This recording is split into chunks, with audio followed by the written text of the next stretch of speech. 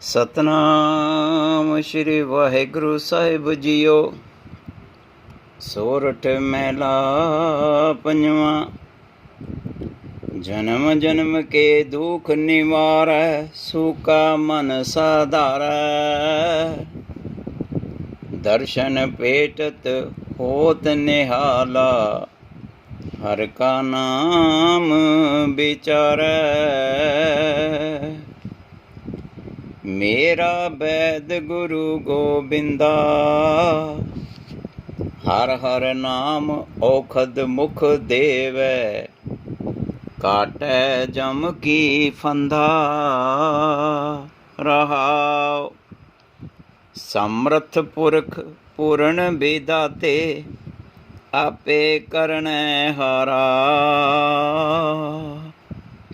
अपना दास हर आप उबारिया, नानक नाम आधारा।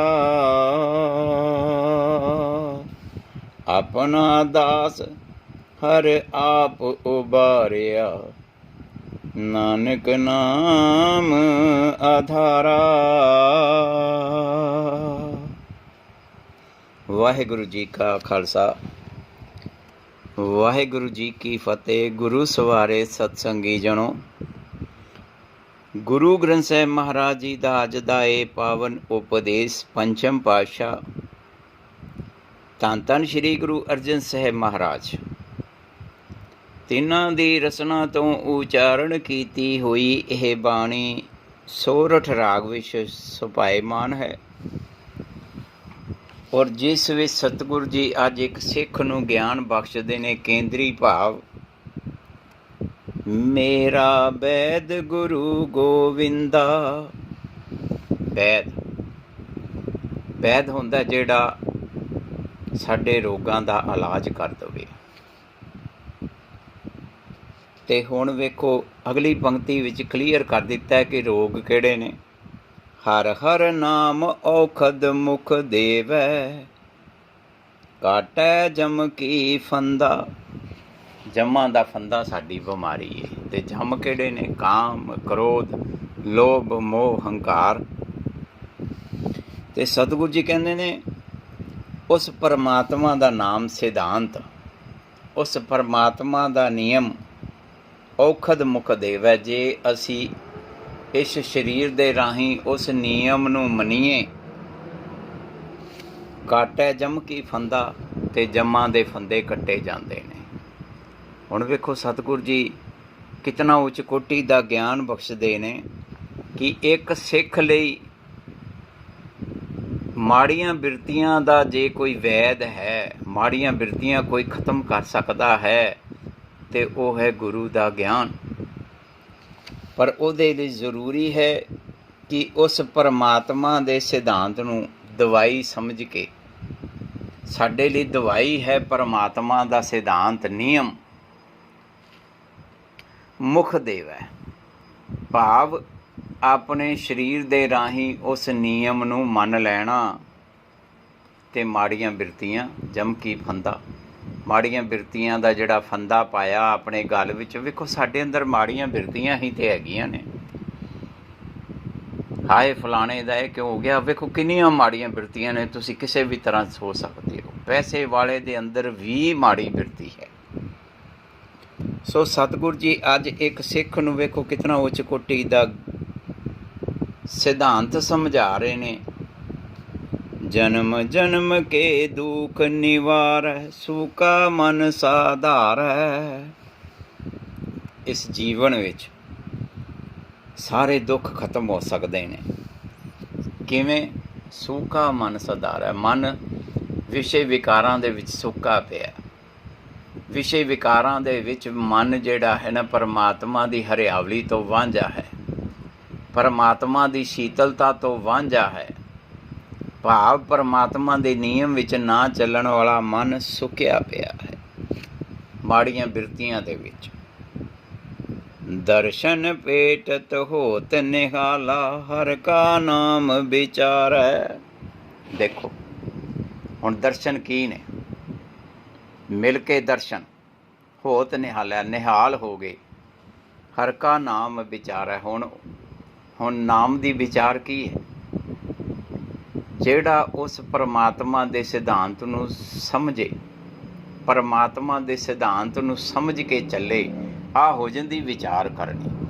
ਜੇ ਅਸੀਂ ਪਰਮਾਤਮਾ ਦੇ ਸਿਧਾਂਤ ਨੂੰ ਸਮਝ ਕੇ ਚੱਲੀਏ, ਸੋਚ ਕੇ ਚੱਲੀਏ ਕਿ ਆਹ ਪਰਮਾਤਮਾ ਦਾ ਸਿਧਾਂਤ ਮੈਨੂੰ ਕਹਿੰਦਾ ਮੈਂ ਕੰਮ ਕਰਾਂ, ਇਹ ਪਰਮਾਤਮਾ ਦੇ ਸਿਧਾਂਤ ਵਿੱਚ ਮਨੁੱਖਤਾ ਵਾਲਾ ਕੰਮ ਹੈ ਜਾਂ ਪਸ਼ੂ ਬਿਰਤੀ ਵਾਲਾ ਕੰਮ ਹੈ, ਤੇ ਸਮਝੋ ਕਿ ਉਹ ਪਰਮਾਤਮਾ ਨੂੰ ਮਿਲ ਵੀ ਰਿਹਾ, ਦਰਸ਼ਨ ਵੀ ਕਰ ਰਿਹਾ, ਜਿਹੜਾ ਇਸ ਚੀਜ਼ ਨੂੰ ਸਮਝ ਗਿਆ, ਕਿਉਂਕਿ ਸਿਧਾਂਤ ਨੂੰ ਸਮਝ ਗਿਆ ਨਾ, ਤੇ ਨਿਹਾਲ ਹੋ ਗਿਆ।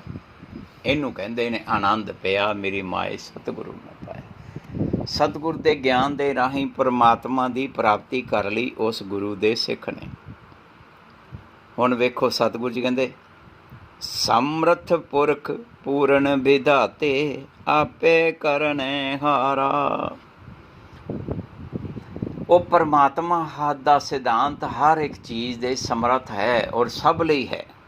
ਪੁਰਖ ਪੂਰਨ, ਉਹ ਪਰਮਾਤਮਾ ਦਾ ਜੋ ਨਿਯਮ ਹੈ ਉਹ ਪੂਰਨ ਹੈ, ਉਹਨੂੰ ਦੁਨੀਆ ਦੀ ਕੋਈ ਤਾਕਤ ਘਟਾ ਵਧਾ ਨਹੀਂ ਸਕਦੀ।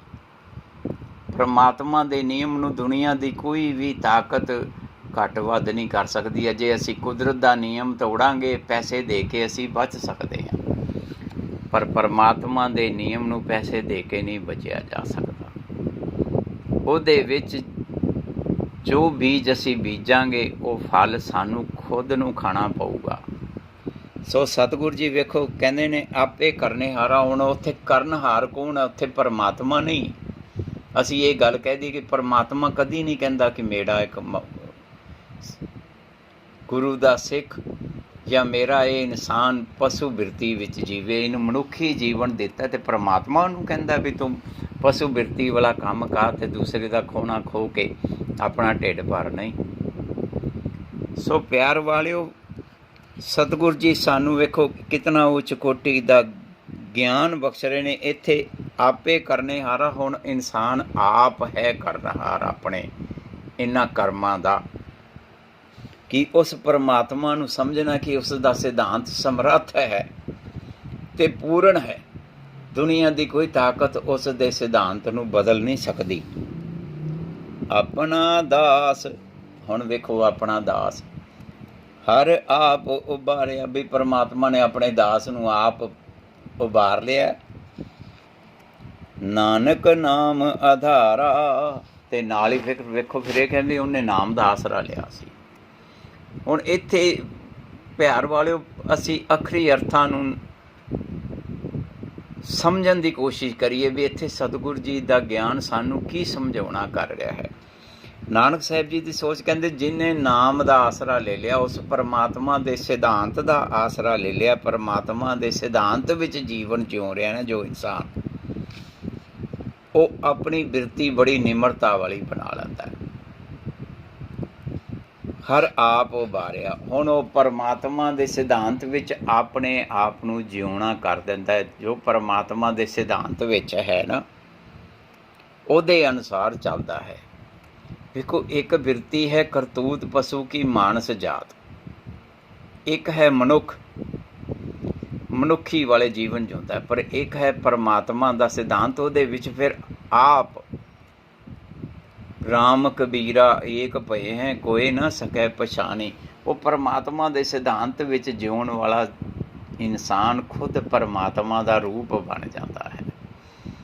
ਔਰ ਇਹਦੇ ਵਿੱਚ ਇਹ ਵੀ ਨਾ ਸਮਝ ਲਿਓ ਕਿ ਉਹਦੀ ਬਖਸ਼ਿਸ਼ ਨਾਲ, ਉਹਦੇ ਮੱਥੇ ਟੇਕ ਕੇ ਜਾਂ ਉਹਨੂੰ ਉਹਦੇ ਆਸ਼ੀਰਵਾਦ ਨਾਲ ਸਾਡਾ ਕੋਈ ਭਲਾ ਹੋ ਜਾਏਗਾ। ਉਹਦਾ ਖੁਦ ਦਾ ਜੀਵਨ ਪਰਮਾਤਮਾ ਦੇ ਸਿਧਾਂਤ ਵਾਲਾ ਹੋ ਜਾਂਦਾ ਤੇ ਉਹ ਪਰਮਾਤਮਾ ਦਾ ਰੂਪ ਹੈ। ਸੋ ਪਿਆਰ ਵਾਲਿਓ, ਇਹ ਹਰ ਇੱਕ ਸਿੱਖ ਲਈ ਹੈ। ਹਰ ਇੱਕ ਸਿੱਖ ਨੇ ਇਸ ਸਿਧਾਂਤ ਨੂੰ ਸਮਝਣਾ ਹੈ ਔਰ ਇਸ ਸਿਧਾਂਤ ਦੇ ਵਿੱਚ ਜੀਵਨ ਨੂੰ ਜਿਉਣਾ ਹੈ। ਸੋ ਅੱਜ ਸਾਨੂੰ ਸਤਿਗੁਰੂ ਜੀ ਇਹ ਇੱਕ ਉੱਚ ਕੋਟੀ ਦਾ ਗਿਆਨ ਬਖਸ਼ਦੇ ਰਹੇ ਨੇ ਕਿ ਇੱਕ ਅਸਲੀ ਇਨਸਾਨ ਲਈ, ਜੋ ਮਨੁੱਖਤਾ ਦਾ ਜੀਵਨ ਜਿਉ ਰਿਹਾ ਹੈ, ਉਹਦੇ ਲਈ ਸਭ ਤੋਂ ਵੱਡੀ ਦਵਾਈ ਹੈ ਗੁਰੂ ਦਾ ਦੱਸਿਆ ਹੋਇਆ ਪਰਮਾਤਮਾ ਦਾ ਸਿਧਾਂਤ, ਪਰਮਾਤਮਾ ਦਾ ਨਿਯਮ ਜਾਂ ਪਰਮਾਤਮਾ ਦੇ ਗੁਣ ਕਹਿ ਲਈਏ। ਉਹਦੇ ਵਿੱਚ ਜੀਵਨ ਜਿਉਣ ਵਾਲਾ ਹਮੇਸ਼ਾ ਪਰਮਾਤਮਾ ਦੀ ਦਵਾਈ ਨਾਲ ਜੁੜਿਆ ਹੋਇਆ, ਉਹ ਬਿਮਾਰ ਹੀ ਨਹੀਂ ਹੁੰਦਾ, ਉਸਦਾ ਮਨ ਕਦੀ ਵਿਕਾਰਾਂ ਵਿੱਚ ਨਹੀਂ ਪੈਂਦਾ, ਕਿਉਂਕਿ ਗੱਲ ਤੇ ਮਨ ਦੀ ਹੈ, ਮਨ ਦੀ ਬਿਮਾਰੀ ਦੀ ਹੈ ਨਾ। ਔਰ ਜਦੋਂ ਮਨ ਵਿਕਾਰਾਂ ਦੀ ਬਿਮਾਰੀ ਵਿੱਚ ਨਹੀਂ ਪੈਂਦਾ ਤੇ ਉਹਦਾ ਇਲਾਜ ਇੱਕੋ ਹੀ ਹੈ ਕਿ ਉਸ ਨੂੰ ਪਰਮਾਤਮਾ ਦੇ ਸਿਧਾਂਤ ਦੀ ਦਵਾਈ ਮਿਲ ਗਈ ਹੈ। ਸੋ ਸਾਡਾ ਸਾਰਿਆਂ ਦਾ ਫਰਜ਼ ਬਣਦਾ ਹੈ ਕਿ ਅਸੀਂ ਪਰਮਾਤਮਾ ਦੇ ਸਿਧਾਂਤ ਦੀ ਦਵਾਈ ਨੂੰ ਆਪਣੇ ਜੀਵਨ ਦਾ ਆਧਾਰ ਬਣਾ ਲਈਏ ਤੇ ਇਹ ਸਰੀਰ ਵੀ ਸੁੱਖ ਮੰਨਣਾ ਸ਼ੁਰੂ ਕਰ ਦੇਵੇਗਾ। ਭੁੱਲਾਂ ਚੁੱਕਾਂ ਦੀ ਖਿਮਾ। ਵਾਹਿਗੁਰੂ ਜੀ ਕਾ ਖਾਲਸਾ, ਵਾਹਿਗੁਰੂ ਜੀ ਕੀ ਫਤਿਹ।